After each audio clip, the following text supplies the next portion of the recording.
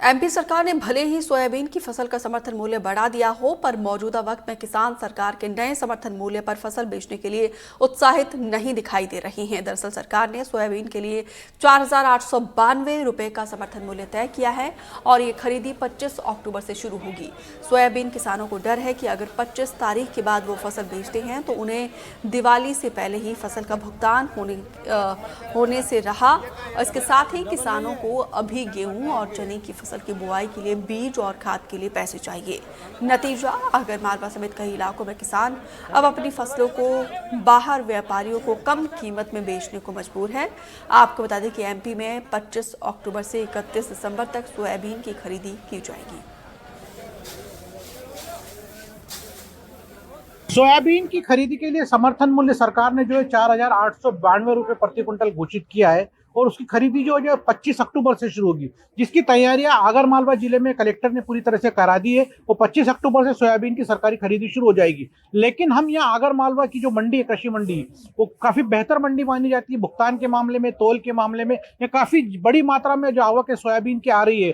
Compare अगर करें पिछले साल की तुलना में तो बहुत ज्यादा सोयाबीन अब आने लगी और काफी सारे किसान यहाँ मौजूद है। हम इनसे जानना चाहेंगे कि समर्थन मूल्य की खरीदी अभी 25 अक्टूबर को शुरू होगी, उसके पहले ही ये मंडी में लोग क्यों पहुंच रहे हैं सोयाबीन लेके। आप ये बताओ कि आप क्यों जल्दी लाना पड़ रहा है आपको सोयाबीन, जबकि 25 अक्टूबर को आपको समर्थन मूल्य का रेट मिल जाता। बीज, खाद, दवाई दारू वाला, मशीन वाला का पैसा देना।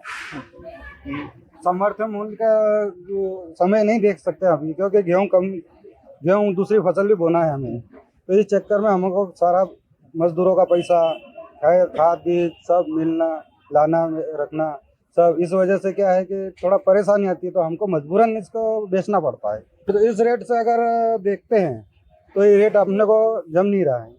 रेट अभी क्या मिल पा रहा है आप लोग? अभी ये 42-4300।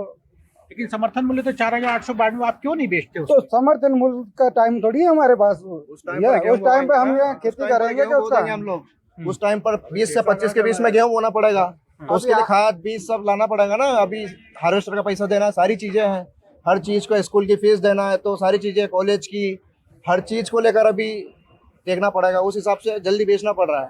उसके लिए पैसा चाहिए ना, हमारे पास पैसा नहीं है तो बेचना पड़ेगा। हम पंजीयन करा क्या करें, जब सोयाबीन नहीं बचेगी 25 अक्टूबर तक तो हमारे पास सोयाबीन बचेगी ही नहीं।